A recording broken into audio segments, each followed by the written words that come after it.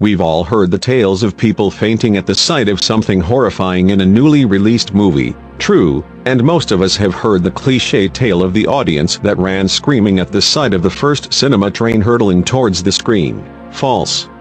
1. When large groups of people come together for a shared experience, there is no telling what might happen, whether it is during a religious service, a movie, or even a trial. This list looks at 10 times people reacted in a less than ordinary way when witness to various events. Halloween, 1978.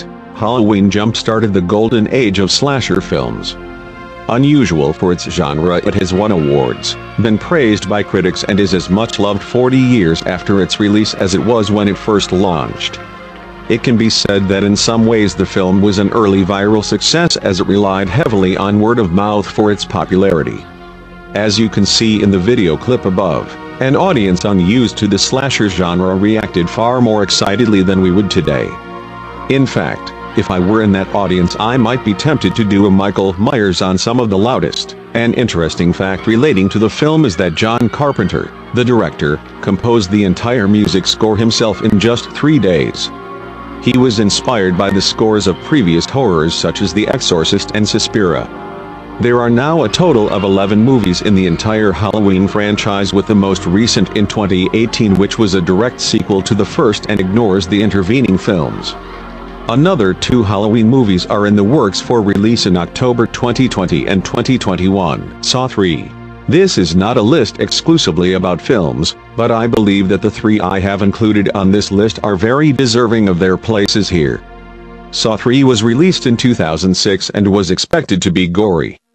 But on the opening night in Hertfordshire in the United Kingdom, ambulances were called 3 times to assist people who had fainted due to the film.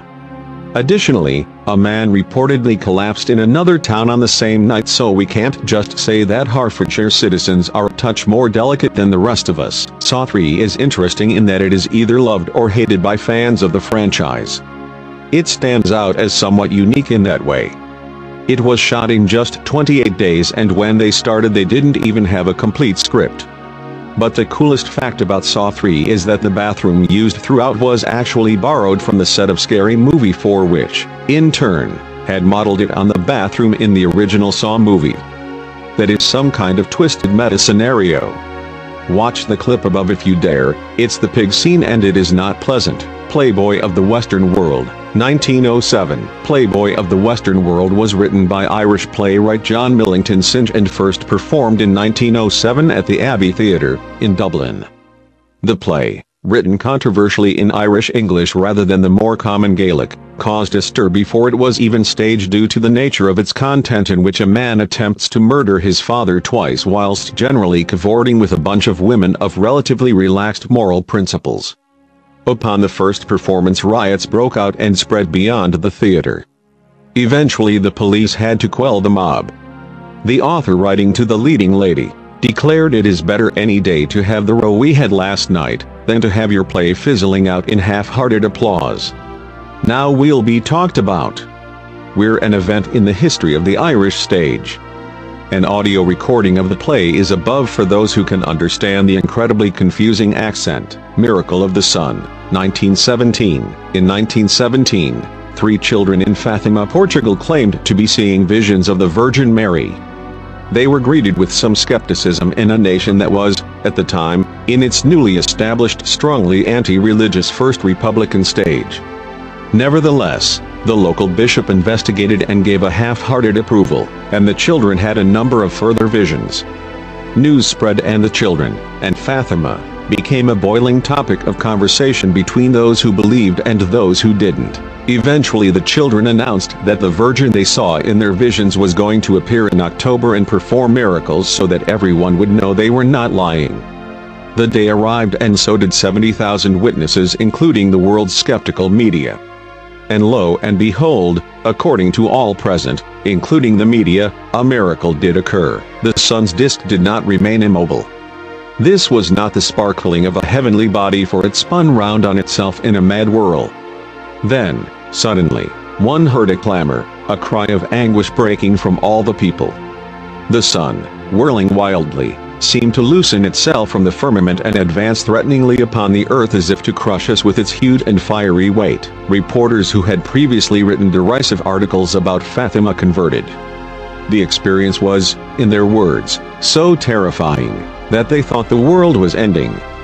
2 of the 3 children, who died in 1919 and 1920, were declared saints in 2017, and the 3rd, who died in 2005, was declared a servant of God at the same time, paving the way for her eventual canonization. O.J. Simpson Verdict, 1995. In 1995, America came to a standstill as the nation watched with bated breath to see what the verdict would be in the 11-month-long trial of O.J. Simpson for the brutal murder of his wife Nicole Simpson. The video clip above shows us the immediate reaction of a crowd of people gathered in Times Square watching on the big screen. The reaction was split across racial lines, which was not surprising given the incredibly divisive nature of the trial itself, in which the defense attorneys sought to use accusations of racism to win. Black Americans generally felt that justice had been done, whilst white and Hispanic Americans felt the opposite. In a bizarre twist to the tale which can only happen in the U.S. justice system, Simpson was found guilty of the crimes in a civil court 2 years later and was ordered to pay $41 million in reparation. In a further insane twist, Simpson went on to publish a book, If I Did It, which he called a hypothetical confession. O.J. ultimately received prison time for 9 years on unrelated charges including robbery. He was released in 2017. First talkie films. When technology finally allowed movie makers to include spoken dialogue in their pictures, they were probably not expecting the reaction they universally got: laughter. And these weren't comedy films we are talking about. At the first showing of the talkie drama War Nurse by Edgar Selwyn in 1930, the audience reacted in a very unexpected way during some of the most poignant moments. At one stage, a woman is in the throes of pain during childbirth and she yells, "I want my mother." The audience wept with laughter. And so it went on, time after time. Every time an actor spoke, the audience burst into laughter. The reason for this was not because the actors had silly voices. It was not because of bad acting either. It was entirely because an audience so used to silence in film found verbosity in the midst of scenes that were rather self-explanatory to be ridiculous. It left nothing to the imagination.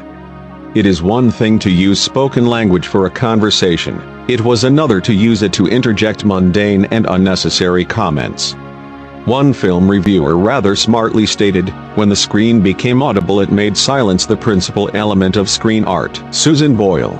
Susan Boyle is perhaps the best example of an audience reaction that spread well beyond the confines of her own physical location. She became an international sensation thanks to the internet after auditioning to be a contestant on Season 3 of Britain's Got Talent. She first appeared as a dowdy Scottish 47-year-old woman currently unemployed but still looking.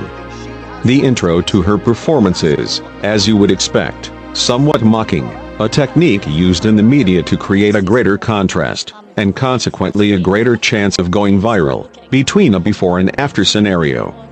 So yes, there is some manipulation in the production of Susan's fame, but there is no denying it. That woman has a great voice. On YouTube, her audition received 2.5 million views in the first 72 hours, and the next day she hit the front page of Dig and Reddit. Definitely not the audience you would expect to be adoring a middle-aged Scottish cat-loving, gray-haired lady.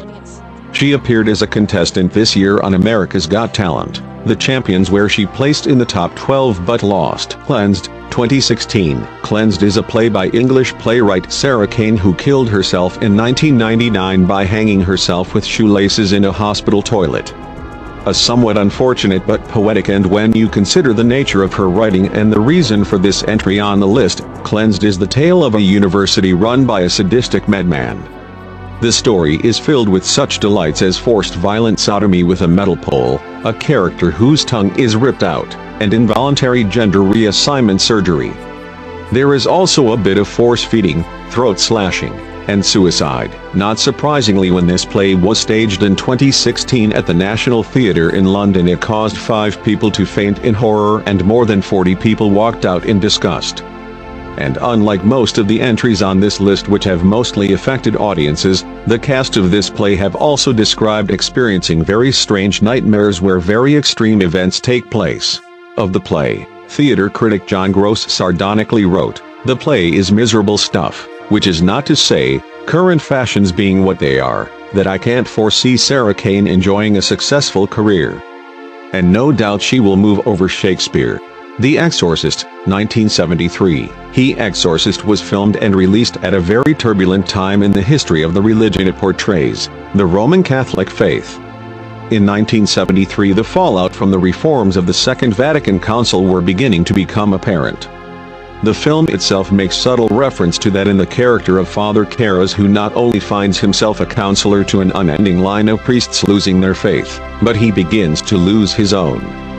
The desecration of churches under the supposedly benevolent eye of Pope Paul VI, in which altars were stripped and statues destroyed, is also reflected, in some metaphorical way, by the desecration scene in the film. This was the background to the release of what remains to this day one of the most horrifying artistic expressions of the power of evil. Once witnessed, you will never forget the head-spinning or obscene crucifix stabbing scene. It is a miracle that the young actress playing Regan, Linda Blair, had no idea at all what was happening throughout. Audiences at the time reacted just as you would expect. They fainted, they cried, they fled the cinemas. So well known and frequent were these reactions upon seeing the face of the devil on the big screen, that ambulances were stationed at some movie theaters. Word got out and the lines to see the film were like nothing that had been seen before. Interestingly, similar reactions occurred in the 2000s re-release of the picture. The video above shows actual footage of these reactions. The Rite of Spring, 1913. The grand opening of the ballet The Rite of Spring by Igor Stravinsky resulted in a very unexpected audience reaction: riots. They were, in fact, so bad, the show was stopped and the orchestra fled. Stravinsky was at the forefront of modern art and classical music, and he decided that he would represent the wonder of the spring season in a way no one had before. To do so, he focused on pagan rites to represent the agony of new birth. This premiere performance was something extraordinary. The music was written by the greatest 20th century composer, and the costumes and sets were designed by Nicholas Roerich, for whom is named the Roerich Pact, which asserts that the protection of culture always has precedence over any military necessity. The ballet was choreographed by the great dancer Vaslav Nijinsky, though Stravinsky himself hated the dances he created. For enthusiasts of the classical arts, this is virtually the second coming of Jesus Christ. For audiences of the day it proved too much. This was, of course, 2 years before the world became partly immune to horror due to the Great War. Stravinsky's score was met with derisive laughter at the opening strains of its bassoon solo, but mirth turned to mockery and then to outright rioting by the time the piece reached its first movement, The Augurs of Spring. The colorful costumes and sets combined with the bizarre writhing and thumping of the ballerinas to the thunderous cacophony of the movement was simply too much. The piece is now acclaimed as one of the greatest works of 20th century classical music. Go figure. The video above starts at the moment that the rioting would have begun. Try to watch it with the eyes of someone who had only known such things as Swan Lake to be ballet. You'll find it quite startling. JFK Assassination Announced, 1963. Thanks to reader HM8432 who, in the comments, pointed out this video for inclusion as a bonus. On November 22, 1963, at a performance of the Boston Symphony Orchestra, conductor Eric Leinsdorf delivers the news of President John F. Kennedy's assassination to a shocked audience. Leinsdorf then announces that the orchestra will play the funeral march from Beethoven's Third Symphony. The gasps of the audience are chilling, and the performance of the Beethoven funeral march is incredibly moving in its dignity. What a dreadful moment for not just the United States of America, but the free world as a whole.